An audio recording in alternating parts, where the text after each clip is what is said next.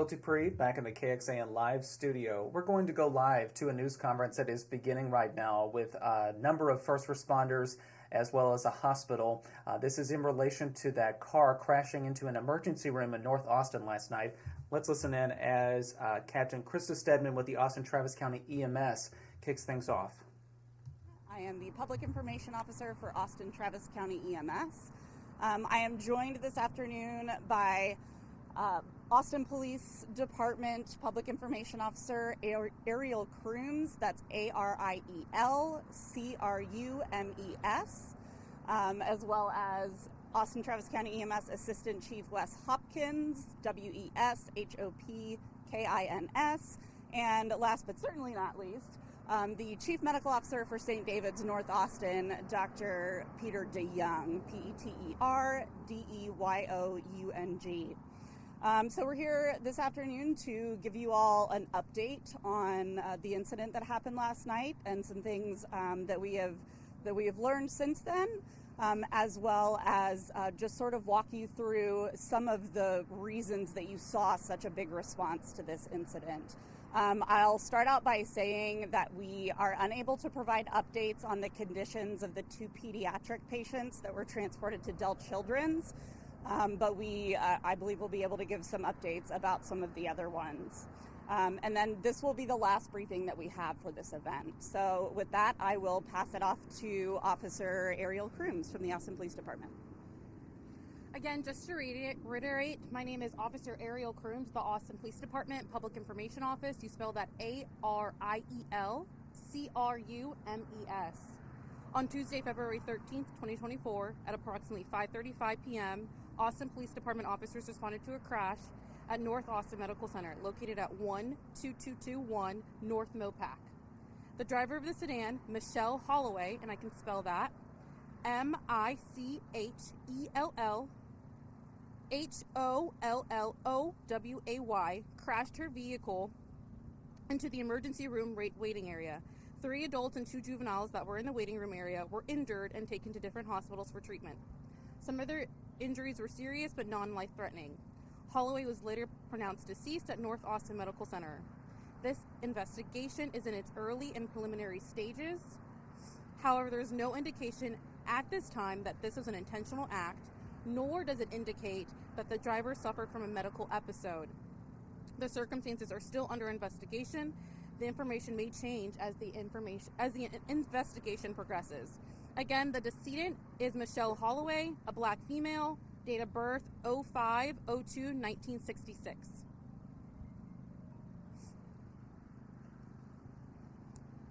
Good afternoon. My name is Wes Hopkins. I'm an Assistant Chief for Austin Travis County EMS. We wanted to give you some updated information.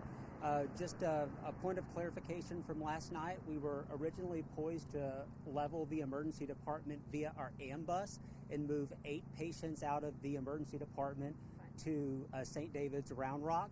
However, that ended up being 5 patients. There were some patients that were able to be admitted and some patients that were able to be discharged.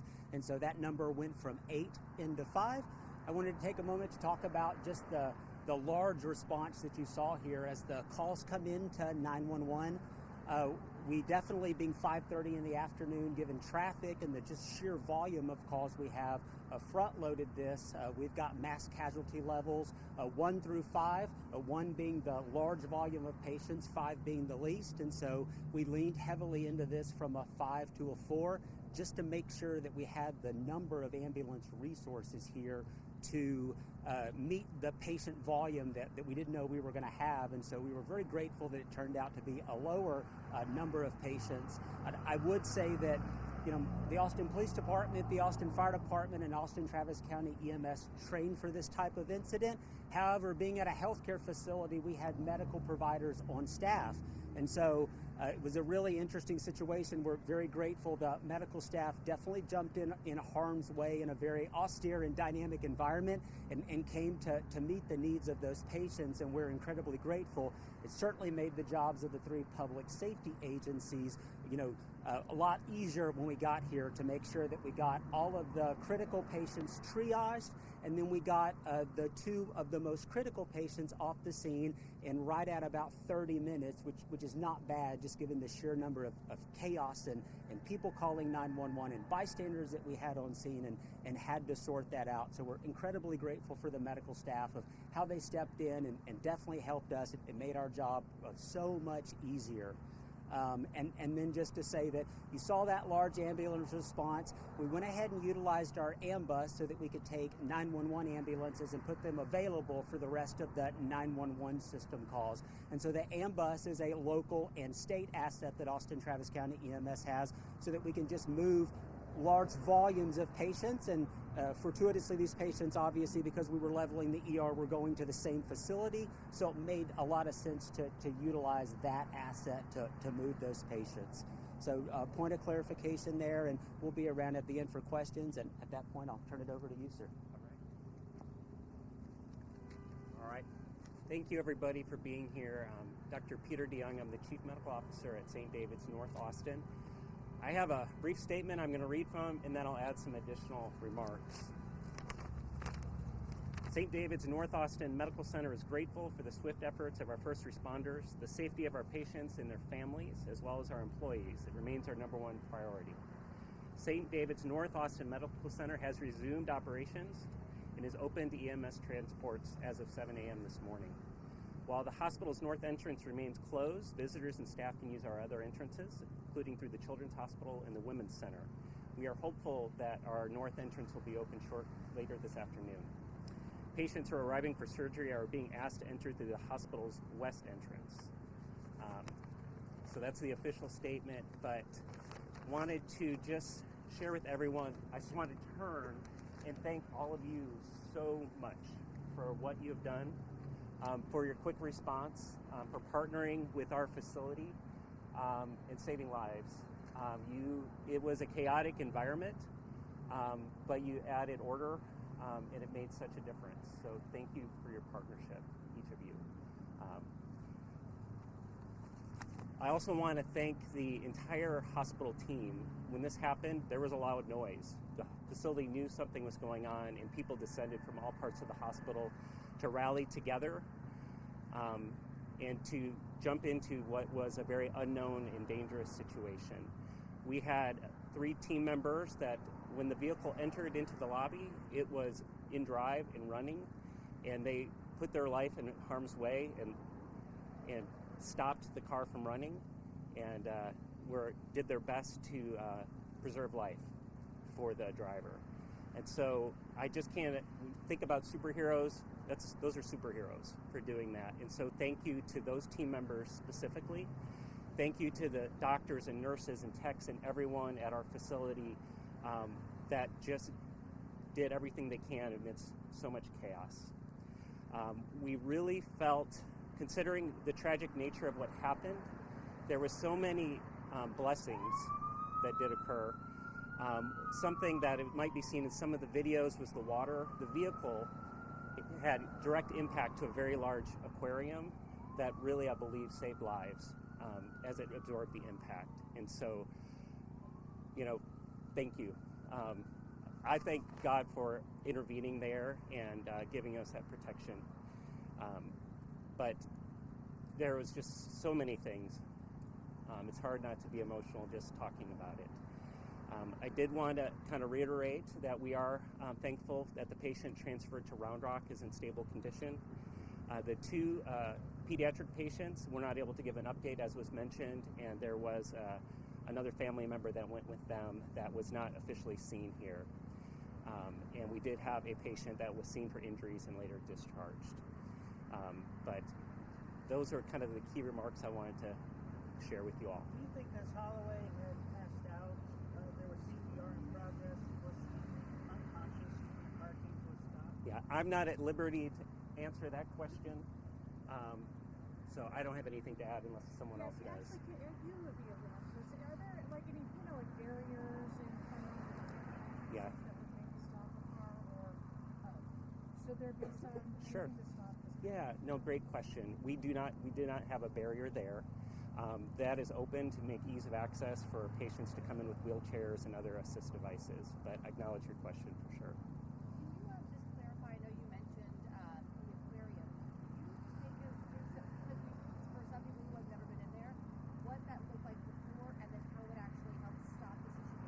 It is a very large aquarium of substantial size with many gallons of water. And so that aquarium absorbed a large part of the impact, and also was a large amount of water that went onto the vehicle. There was lots of pictures of smoke that have been on social media. From what we can tell, that smoke was all from the tires continuing to squeal on the tile. And so we're thankful that was able to clear out. Doctor, is there any indication of how fast this car may have been traveling? We haven't seen video of the impact. Sure. I'm not at liberty to speculate that. I don't know. You step up and we can hear you. Yes. Was there any indication if this car was speeding? Was it somebody trying to get to the ER, or just mishap? Any kind of characterization? Okay, at this time, vehicular homicide is still investigating, so I do not have the answer to your question. You don't know the speed of the No, I do not. Vehicular homicide is investigating. Is there any video that you guys are looking at of the actual incident? Vehicular homicide detectives are still investigating. They're looking at all video, talking to all witnesses, so I do not have an answer to that question. You mentioned that ruled out medical. Can you speak up? I'm sorry, I can't hear you. You mentioned that you ruled out medical. Correct. What is, for those of us that are not doctors, what does that mean? And does that rule out any psychological? So this is the preliminary stages of the investigation. So I do not have the answer on whether or not it was a psychological event or a mental health event. At this time, based on preliminary investigations by the Vehicular Homicide Unit, it is not an intentional act, nor is it a medical act. How do you rule out it not being a medical act? That's a big question that we're all kind of sitting around. You can check back in with the Public Information Office at Austin Police Department for those answers. They haven't told you that? No, I do not have that answer. Homicide detectives haven't told you? No, I do not. Were any staff members injured during the process? I know you said they jumped in to kind of save some people. Maybe somebody else can answer that. We had 3 team members that were injured, and I would consider them kind of minor injuries. I do want to speak to I am worried about our team. I think for an experienced team, but a young team, we have all experiences of team members and nurses, and I'm worried about them. We have we have chaplains and employee and counselors available to support them during this time. Do we know whether the ER is going to be open? Great question. So over the course of the night, from about 11 p.m. to 7 a.m., we had over 30 people working in the emergency department, and it looks amazing. We have walled off the areas of damage to the registration area and part of the triage area, but we hope to open up the lobby for business shortly. We have been working through our ambulance bay for walk-in patients during this time. So they can still walk in like we did with the Yeah, the ambulance bay is what's being used right now, but we expect later this afternoon to use the main entrance. So About how long was CPR performed? Yes. before it was called? Pardon? About how long? Who performed the CPR exactly? Yeah. How long? It was our physician team there. I don't have the answer to that question.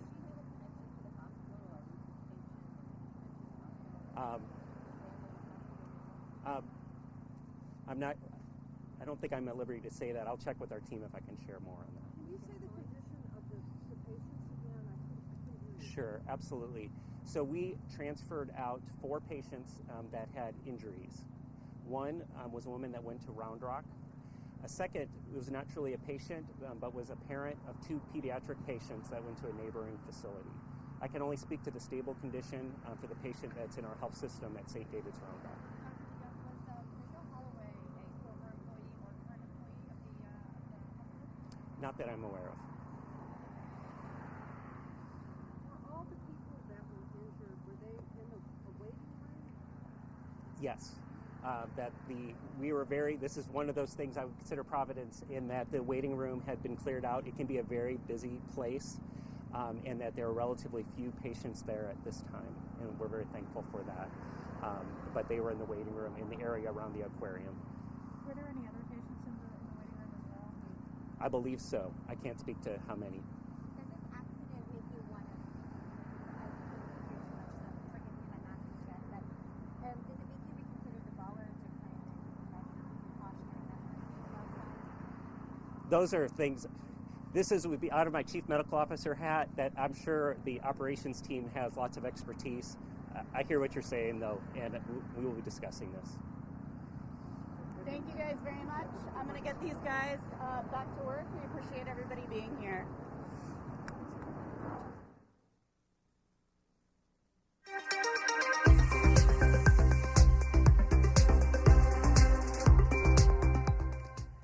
Will Dupree back in the KXAN live studio. Thank you all so much for staying with us for our stream as we've been showing you a live picture there from just outside St. David's North Medical Center. This is where a car crashed into the emergency room just last night, and the driver in that instance died and 5 others got hurt.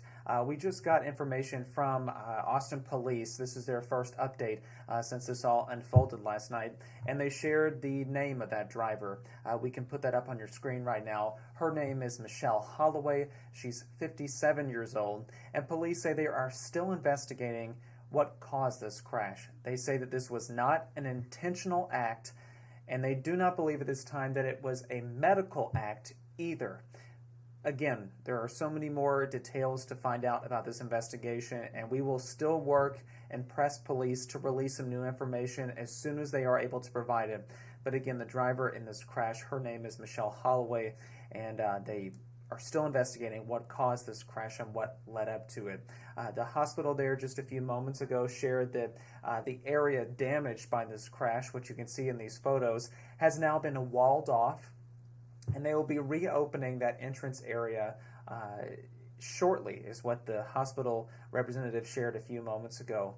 He also said that they would have chaplains as well as counselors available to work with staff members impacted by this. They said that 3 staff members from the hospital jumped in immediately to try to stop the car from running, and that's what caused a lot of the smoke that people saw inside the building there. They also mentioned that the car crashed into a large aquarium inside that entrance, and that took a big brunt of the impact of the crash and likely prevented it from moving even further into the building, potentially saving more lives in this case. If you want to read more about the coverage of this crash, we have a lot of that on our website right now at KXAN.com. You can also check it out if you downloaded the KXAN News mobile app, so please pull that up on your phone as soon as you would like to read a little bit more about what this investigation has unfolded and revealed.